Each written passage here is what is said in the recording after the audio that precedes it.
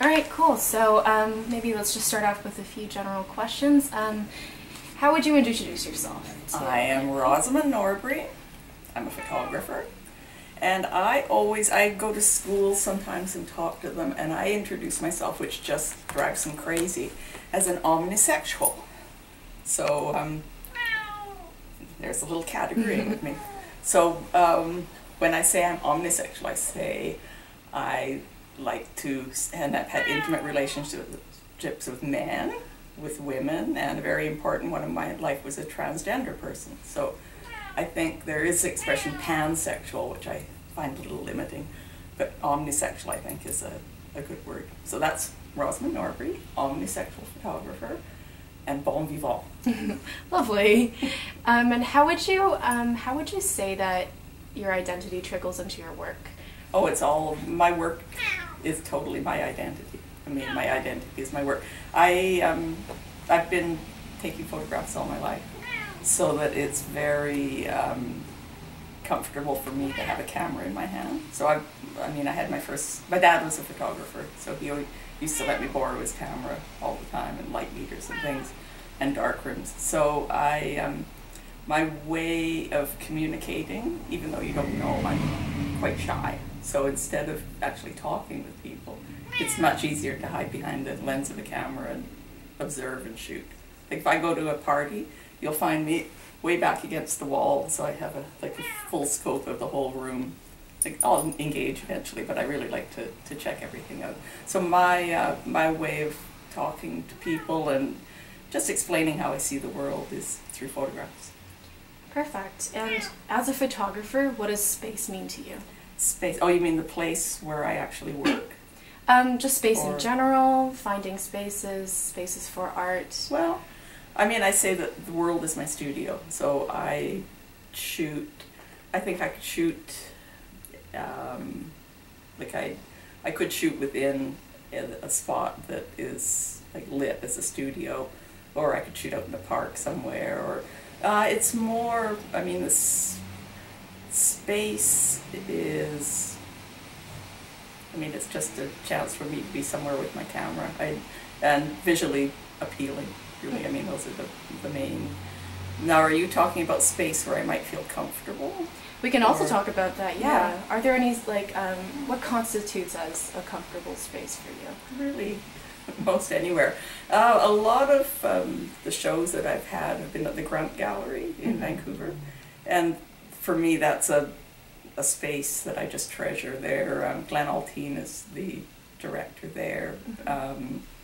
They're very, they're really interested in everybody's work. They're very supportive. So, I mean, space-wise, I'd say the Grunt Gallery is my safe space, my comfortable space. Absolutely. And as a class, we were looking into the Queer Arts Festival and how they've been unable to find a permanent space for years now, and it's always been a struggle.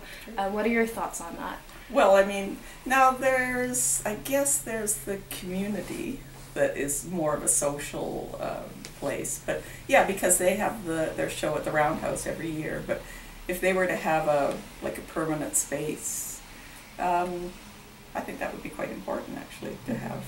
I mean, there are different galleries that are different events that might work, but to have a specific queer gallery, there isn't one in Vancouver, is there? No, that doesn't really occur to me. There's a few in flux, and one's in flux, but I would say really coming back to the Grunt Gallery, it's the most queer-friendly space that you would hope to find. Yeah. What would it mean to you as an artist to have a permanent space? Oh, it would be, I mean, if there were a permanent space, then there would be you could gear yourself towards showing things. There would be much more communication. It would really have a solid base to take things off from. So yeah, I mean, I think it would be a great idea. Perfect. And what does art mean to you in terms of the queer community, the Vancouver community? Why is art important? Well, I just think it's my life. I don't consider art separate from who I am. I mean, everything I do as far as photography is just a manifestation of what I feel as I see. So, I mean, I don't wake up in the morning and say, I'm an artist, kind of thing. It's more, it's just part of who I am, so it's just part of my life. I don't separate. Of course. Can you perhaps mention some significant experiences that you've had as a photographer? Anything that stands out in your memory? Well, let me see. I've done so much.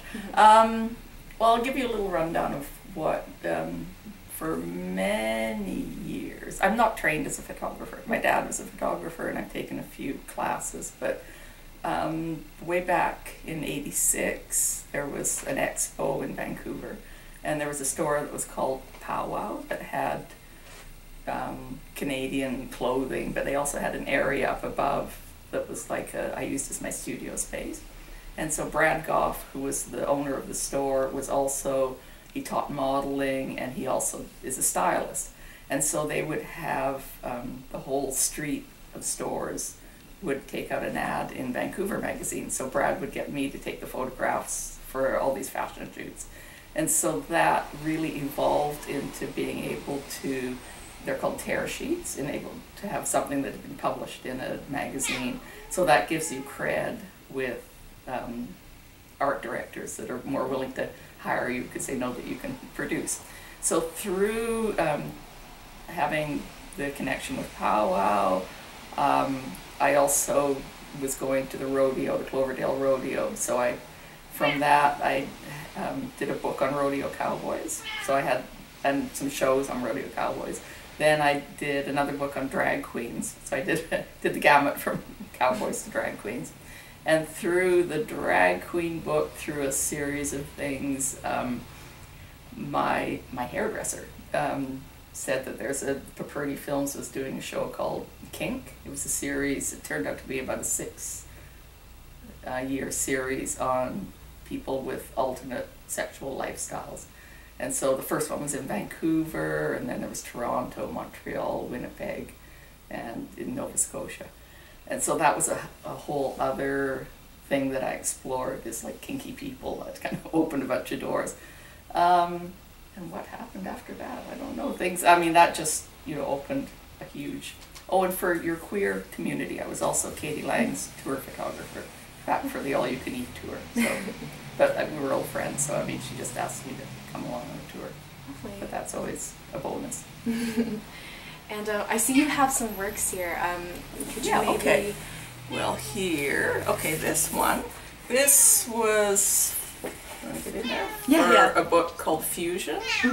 That was, we had like two days in a warehouse in Chinatown that people just came in and you could photograph them. It was pretty raunchy. There were no limits. And so I for when I do like porno erotic stuff, I only shoot men. I don't shoot women. That's just my I have a pseudonym, Rod Bush, which is my male alter ego. So these are all shot under the name of Rod Bush. So I have, this is a Rod Bush. So that was from that. This same thing, this is from my rodeo series. But this is more of a Rod Bush shot than an actual rodeo series. It's kind of like homoerotic kind of pictures. Okay, here is one of my favorite things, drag queens. I call this the Three Muses. This is just shooting.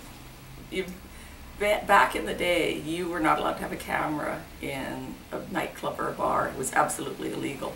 So when I was working on the drag book, I would have to go to the bartender, the manager, and say, I'm here with the camera, I've got people's okay, I won't shoot anyone that I'm not supposed to. And it would be all right. But now, I mean, everyone has a camera all the time, but it was very unusual for someone to have a camera in a bar back then. So, and then I'm also a printmaker. So this is another, this would be a photograph that I take, and then I transferred it to an etching plate and then run it off on an etching press. Does that make sense? Yes, no, lovely. If I'm rambling, you can just... No, not at all. Okay. Remember a particular time in which you're important to somebody? I was important to some. Well, I'm sure there. Well, you know, I mean, here's another little story. I was at the what's it called?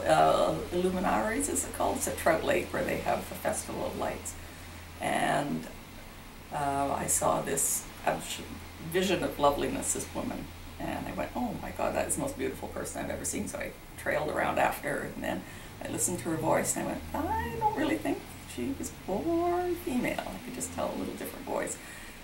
So I gave her my card. I said, I would love to take your photograph. I think you are the most gorgeous thing I've seen, and here's my card. She phoned me back, and that transpired into a relationship that lasted 6 years with Star. Her name was Star Maris. That was just the most amazing, like really the most fulfilling relationship of my life. So that was, and we did a lot of photos together, like collaboration photos, me telling her stories through photographs. But that was where my camera was able to transfer like what I felt emotionally and physically into photographs. So that, I mean, I think that was one of the more important ways of using my photography to tell a story and really justify it. And finally, what does this space mean to you? This place right here? Well, this is very funny because I actually have moved to Maple Ridge. I live out in the boonies in Maple Ridge, and this is my old apartment that I lived 27 years in, and now my niece Eliza lives here. So when I needed to come for the interview, I thought, well, I'll go to my old apartment. So this, I mean, this space means a lot to me. It's, you know, a little less than half my life was spent here. As an art space, yeah, what differentiates Vancouver from other places you've been to? Well, Vancouver is a photo city. I mean, Jeff Wall, Ian Wallace, all like it's a real, it's a photographer city. I mean, I think it has to do with the rain and the reflections and the light. But Vancouver, I mean, Vancouver is my home. I mean, it's just, it's a place where I feel most comfortable. And so that it allows for the creativity. Plus, down the road on Granville Island, I was a member of Malaspina Printmakers forever. It's been around for quite a long time. So it allowed me, I could live here and just go down the road, like 10 minutes down the road, and be able to produce. They have a dark room there, and so I could use the dark room. So just this very area here was I was pretty fortunate to have it.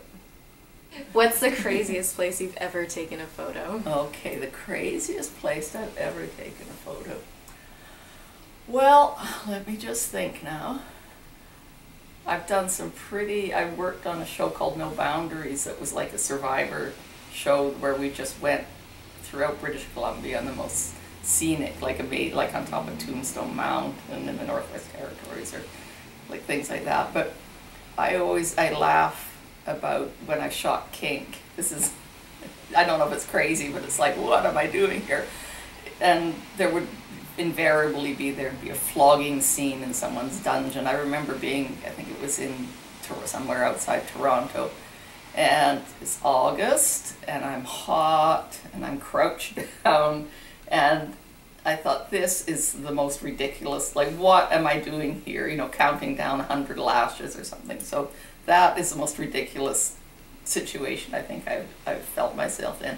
But, you know, Lori Long was one of the videographers on all of these shows, and we would, you know, people would be having serious discussions, but Lori and I would just look at each other and just go, like, can you believe where we are right now? But they're just, like, incongruous situations. I mean, that's it when you are asked to, like, someone's not going to photograph someone that is boring. I mean, you know, and so I get invited into the most amazing places just because of my camera. You know, you don't, and it's licensed to be there. So I could go on for hours, but you'll have to use your imagination. Oh, that's good? That was good. Oh, It was really, really good. I like that. Okay. I felt like jumping all around like a flea, but anyway.